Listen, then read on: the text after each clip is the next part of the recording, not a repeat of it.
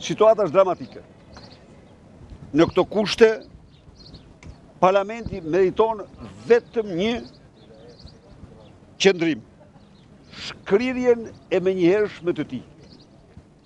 Në kushte kur parlamenti ka konsumuar aktin më të rëndë kushtetues, grushtin e shtetit, ky parlament nuk meriton të ekzistojë më qoftë dhe një ditë të vetme. E ftoj opozitën të marrë të gjitha vendimet, sepse një situatë e tillë është kazëm në themelet të shtetit. Imagjinoni ju se çfarë janë në gjendje të bëjnë ta pushtetarë kur shkelmojnë vendimet e asaj gjykate, të cilat në të drejtën kushtetuese janë të barabarta me normat kushtetuese. Një vendim i gjykatës kushtetuese është i barabartë me një normë kushtetuese.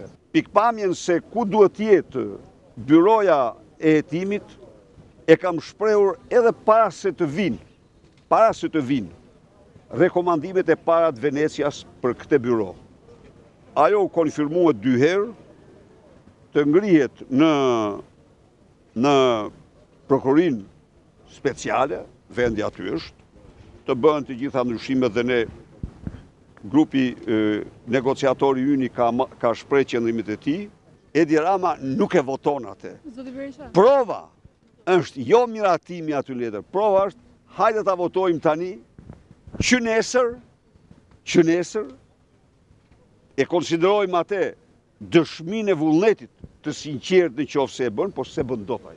Ku edhe çështjet të cilat pretendojnë që ngrihen mbi bazë parimesh nuk qëndrojnë fare, sepse edhe për pretendimin e tyre është reforma në drejtësi, ajo që do t'i japi fund një herë për gjithmonë gjithë kjo histori baltosje palësh ndërmjet tyre, për aq kohë që ne duam të ngrejmë institucione të forta, të hetimit dhe të gjykimit, me qëllim që të gjithë ata që kanë probleme me drejtësinë në Shqipëri të shkojnë përpara drejtësisë. Edhe ky që sapo foli ka një qerre me probleme me drejtësinë, dhe arsyeja pse është i vetmi njeri që vazhdon të bllokojë gjithë të proces të rëndësishëm për vendin, për qytetarët dhe për aspiratën tonë për integrim evropian, është gjithmonë njeriu që mundohet të bllokojë, rrinte i ulur vetë dhe u jepte urdhër deputetëve të Partisë Demokratike të binin bankave apo foltores kuvendit. Për sa i përket çështjes që lidhet me një abuzim mediatik të personit që sapo përmenda lidhur me byron kombëtar të kjo është një çështje që tashmë e ka marrë përgjigje, është pjesë e rëndësishme e paketës së reformës në drejtësi, dhe reforma në drejtësi duhet bërë një ditë më parë,